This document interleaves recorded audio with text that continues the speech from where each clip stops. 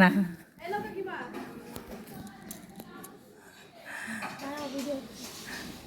এই যে আমাদের বাড়ির কুমড়ো গাছ থেকে ফুল তোলা হচ্ছে, ফুল দিয়ে ভাজা হবে।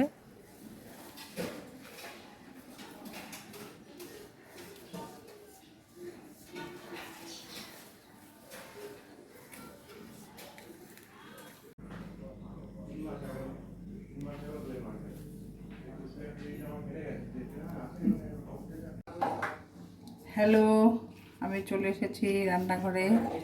আজকে দেখাবো কুমড়া ফুলের বড়া। কুমড়া ফুলের ভিতর থেকে আমি এটা ফেলে দিয়েছি, এটা হচ্ছে শাপলা ফুলের ভেতর থেকে এই যে ফুলটা ফেলে দেবেন। আমি সবগুলো ফেলে দিয়েছি। এটা হচ্ছে শাপলার বড়া। শাপলাগুলো আমি কেটে ছিলে আমি এইভাবে গেঁথে নিয়েছি। টুথপিক দিয়ে আপনারা এইভাবে গেঁথে নেবেন, তাহলে এটা ফুলে যাবে না। এইভাবে গেঁথে নেব।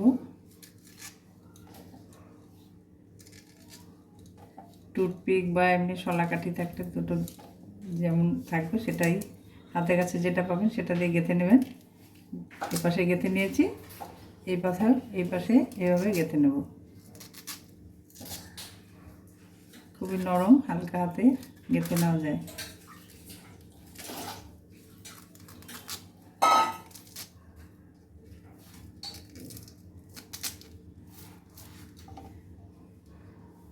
এবার আমি চালের গুঁড়োর মধ্যে জিরার গুঁড়ো, হলুদের গুঁড়ো, সামান্য নুন, লঙ্কার গুঁড়ো দিয়ে আমি এটা ব্যাটার বানিয়ে নেব।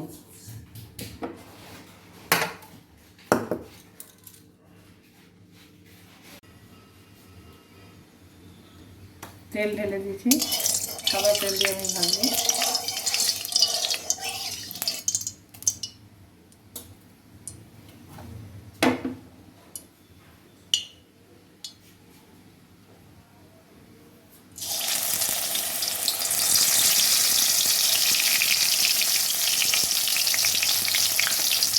শাপলা ফুলের বড়াগুলো বকফুলের ভাজা খেয়েছেন আপনারা, বকফুলের ভাজার মতন খেতে মজাদার। এর মধ্যে মশলা একটু যেটা মশলা দেবেন আপনারা যেরকম খান, ম্যাগি মশলাও দিতে পারেন।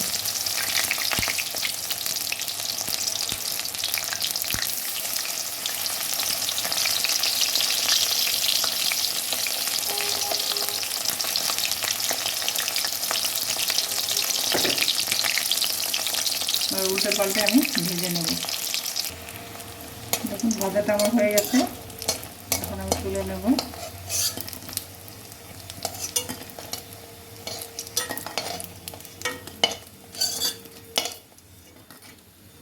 ভাজাটা আমার হয়ে গেছে। এবার দেবো কুমড়ো ফুলের বড়া।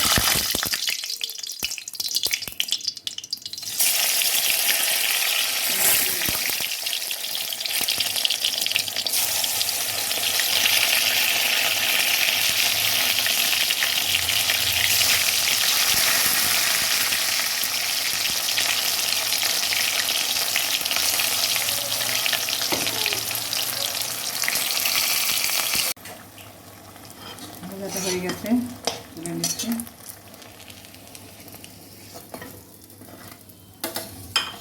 এবার দেবো শাপলা, আমি গেঁথে রেখেছিলাম শাপলাগুলো বড়া ভেজে নেব। দিয়ে দিতে হবে।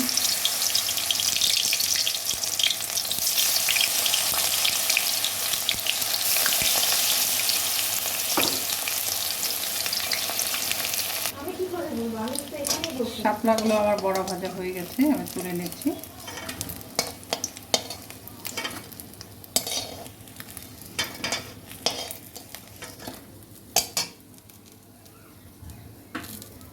এভাবে ভেজে বানিয়ে খেয়ে দেখবেন। শাপলা এখন বাজারে পাওয়া যায়, বর্ষার দিন শাপলা বাজারে পাওয়া যায়, কুমড়ো ফুলও পাওয়া যায়। ফুলগুলো ফেলে দেবেন না, শাপলার ফুলগুলো ফেলে দেবেন না, ভেজে খেয়ে দেখবেন, খুবই মজাদার খেতে। এবার আমি রাখছি, ভালো লাগলে পরে লাইক করবেন, কমেন্ট করবেন। রাখছি, নমস্কার।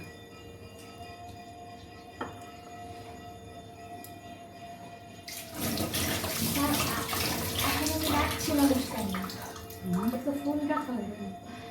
তাহলে আজকে